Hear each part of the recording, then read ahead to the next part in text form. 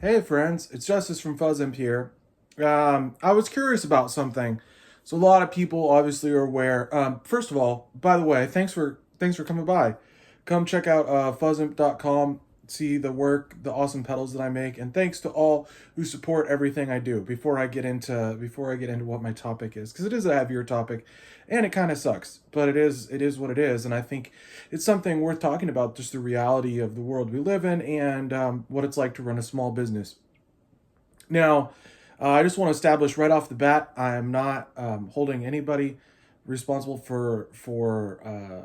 I'm taking responsibility for the way things have gone, and I think it's worth sharing for the sake of anybody who wants to get into this business, to be aware of some of the pitfalls and just the realities of what it's like to work in the gear industry. Because that's really the only reason why I would make a video like this, and I think it's important maybe for people to see behind this, pull back the curtain a little bit and see what things are really like. Um, so yeah, I was looking at the numbers for this year so far, which are not good, and there's a lot of reasons for that. I'm not gonna blame the economy and everything for all of it. I think on my end, when it comes to things that I could have done better, is one I made a big transitional move again. So if you remember, I moved to Portland in June of last year, and I loved being in Portland. The cost of living was lower than what I was paying before, but it was still high, and it's just the reality of the world that we live in that um, rent and cost of living and inflation have all affected us pretty pretty dramatically. But yeah, I think one big realization that's been consistent for the company has been that I have gotten lucky in a couple different ways early on. So, for example, when I started was January of 2021. Lockdown was still in effect. There was a lot of people buying equipment at record numbers. So when I started selling pedals, I think there just was a big wave of people starting working from home businesses, and people were kind of supporting each other in that. And I think I'm really grateful that I had the opportunities that I did. I actually wish I would have got started in pedals a lot sooner. I think I would have been a lot further by now, and I think that's really, and I'm really grateful for everything that has happened and all the customers and friends that I made along the way. This is not to diminish any of that. I think it's really cool what I've been able to be a part of and the people I've met and connections I've met. But I think more so the reason why I want to make this video that's about more of a serious topic, and talking about the downside of things, is the realities of running a small business, which a lot of people have reached out in the past and have mentioned. Um, but yeah, so let's talk about it. So what I did, and kind of the title of this video hopefully ties into this, so it's somewhat self-explanatory. But it was like, I figured out how much I made an hour based on a normal person's work week. So let's take the gross profit of the year, not total sales numbers because those can definitely be skewed. So I took the gross profit for each of the last. This is now the fourth year because I started in 21, or 21, 22, 23. This is 24, right? So it's 4 years. This year isn't over yet, and that's the one thing I'll get into towards the end of the video, because I think this is going to be one of those bizarre years where there's a really strong push right at the end. There's a couple reasons for that. But basically, what I figured out is I figured out my hourly wage based on a few calculations, because I don't want to just blurt out, what is essentially confidential company information, but some of you could probably get a ballpark of what things looked like up to this point. Because I'm pulling straight from website data. There is some outliers that throw the numbers off a bit, but this is about as close as I can get with the information that's just the quick and dirty, right? So what I'm saying is, I calculated off of the gross profit, or the net, essentially net profit. So minus an averaged expense for the pedals. Take that leftover number total for the year, divided by 52 for the weeks, divided by 40 for the hours, and obviously for what I do, I usually, especially those really busy years, I was working a lot more than 40 hours if you take into account everything. But for the sake of a more digestible number, let's call it, let's call that my hourly wage, right? So an average of the profit divided into a number that's a little more digestible. Does that make sense? So this is how I came to these numbers. So I took the total sales, took an average of the expenses, like the actual costs, and from that I extrapolated a number and took that number, divided it down into an hourly number based on a 40-hour work week. And all of you know who are content creators or small business people, you know you're working a lot more than 40 hours. It makes for a more encouraging number. So I ran all these calculations, right? And so for my first 2 years, they were really comparable in sales. I think the first year actually was slightly higher, but I didn't officially launch the website until April of 2021. So I have PayPal data that goes back, and I've confirmed 21 and 22 are really similar in terms of overall sales. So those years, I was making about $30 an hour, which is comparable to kind of where I was on the trajectory career-wise before I got into pedals. I had a pretty high-paying job. I think one of my last paychecks is making 27-ish an hour, something like that. And then when I was working construction, a little bit less, but still pretty comparable numbers. So around, it's in the ballpark, right? Especially considering what I was doing. Like didn't have to leave the house. I have as minimized expenses as possible. So for 21 and 22, let's say I was making $30 an hour. That's livable. You know, given full stop, that's livable. Let's call it that, right? So that went. I'm trying to figure out how to say this number. So the next year was about 40% less than the year before.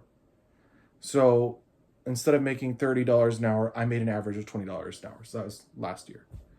A little tighter, especially given the inflation that happened over the last 18 months.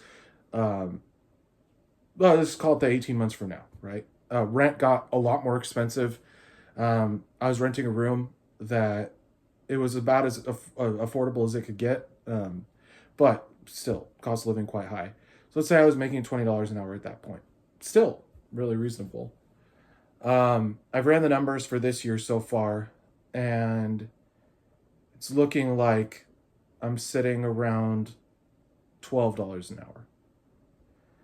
And that's where it gets to be kind of a bummer. The minimum wage in Oregon is about, in my area, is $14 to $15 an hour, which is actually quite high relative to all of the United States. I don't remember what federal minimum wage is. It's like, is it under 10? It could be. Portland metro area, I think the minimum wage now is like $15.50. Around here, it's between 13 and 14. So I'm working full time, and making less than minimum wage. And there's plenty of small business people who have been in this position before. And when you're really getting something started, that's to be expected. And heck, if I took an average of all those numbers, I'm still looking at a living wage if all was going well. I will say, though, the calculations I did, it partially takes into account how much I was spending on advertising those first 2 years, but not really. I would say there was definitely months, like my highest earning month, I was spending a lot on advertising, and that was really effective. What started happening at the end of 2022, going into 23, and throughout 2023, is that I found that my primary way of advertising, which was Facebook and Instagram ads, was not as effective as it used to be. I'm not saying that they're completely ineffective forever now, but at the time, I definitely was having a hard time with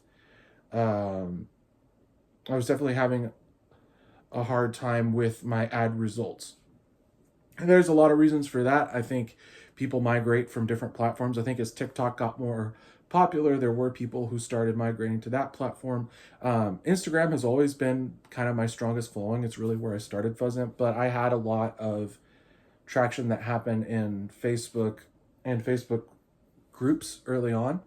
And I think those really did help grow the company. And it is ads really is how I've met most of my best customers. As the last year and a half or so, especially the last year, let's call it the last year, because I was in a similar position as I am now uh, last year. So end of late September of last year is very similar to how this year has been going. Maybe I had some slightly stronger months right at the beginning of the year, and that's what throws the overall numbers for the year over.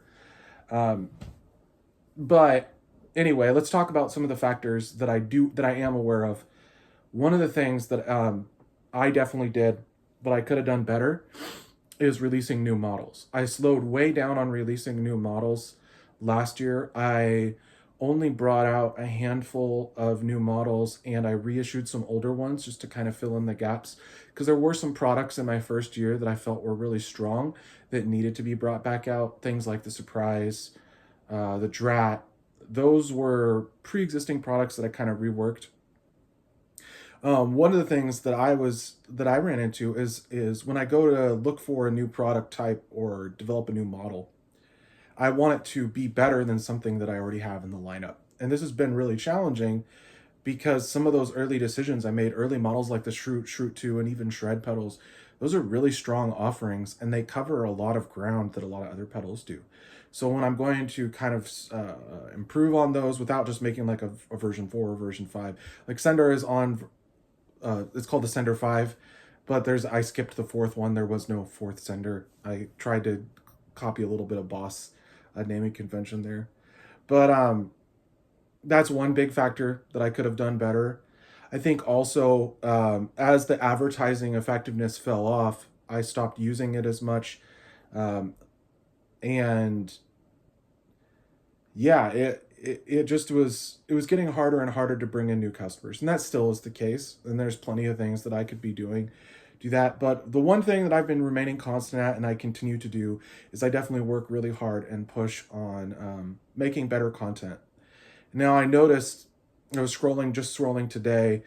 My content kind of goes in waves, and I think every person who makes a lot of content, like I make a couple things a week is what I try to. I don't do as much YouTube as I used to, just because I find that it can be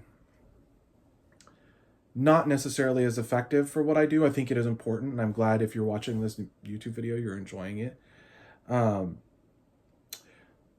But it's something I could definitely be improving on, right? I could have better lighting. I could make more produced content for YouTube. And I think that is something I'm going to continue to embrace. I really do need to invest in better lighting, better camera, and editing on a PC. I've been doing everything up to this point on my iPhones that I've had for several years now. They're both iPhone 11s. But yeah, that's one thing that I could be doing better at. I do want to find a more effective way of advertising. This has been on every pedal builder's mind. So there are things like you can pay a demo artist to promote a pedal, but I haven't had that many new models. And what happens for everybody when you launch something new, there's kind of this initial spike that really helps. And my first year, I had like probably 10 different models that actually did pretty well, that sold more than 10 units in the first 2 weeks, let's say, right? So lots of spikes. And that started to slow down because what I realized is that if I have one that really flops and I only sell a handful, the development costs aren't really recouped on that model. So that's what really made me start thinking a little more critically, is like, okay, I can't just be dumping a bunch of investment into new models that don't do well. So I need to be more strategic.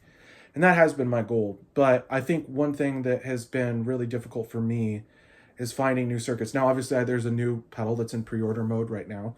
The Amity Dual Overdrive, and that came from a customer hit me up about a custom build, which I never do, but they were willing to wait, and I said I'll look into it, and I ordered the boards and was checking this out. I even ran it by him and said, hey, I'm not super familiar with the circuit, let me buy a clone board. Long story short, I learned a new circuit and it ended up being really cool. And it was something that I wanted to develop, so I kept tinkering with these boards that I had. The customer ended up with a Shroot original, of all things, which is a fantastic pedal. But this new circuit is really interesting, and so I ended up doing that. But I think one of the things that I had a really hard time with this last, I'd say 18 months or so, is I'm looking for new ideas, but I keep coming back to, oh, I already have something that does that better. Like when it comes to like a gated fuzz, I've had the Creature out now for 2 years, almost exactly 2 years ago it came out. And it's a really phenomenal pedal.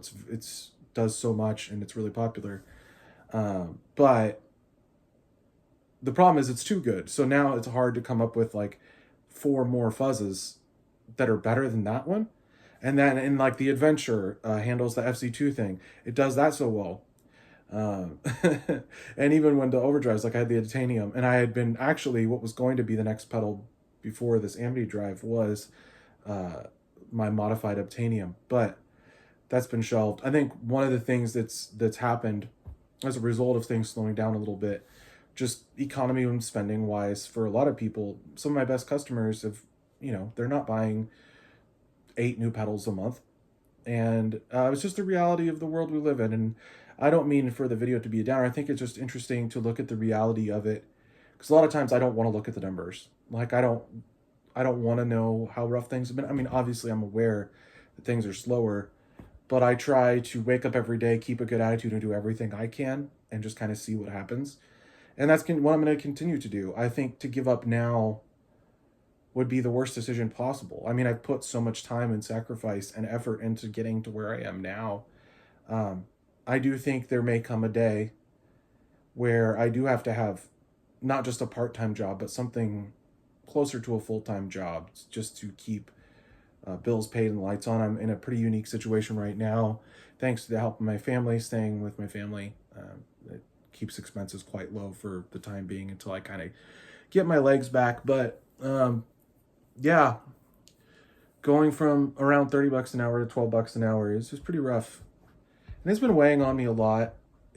There's days where I didn't want to live stream. I used to love live streaming like 4 times a week on Instagram, and I don't anymore. But Fuzzim's not going anywhere. I plan on revving it up, but I think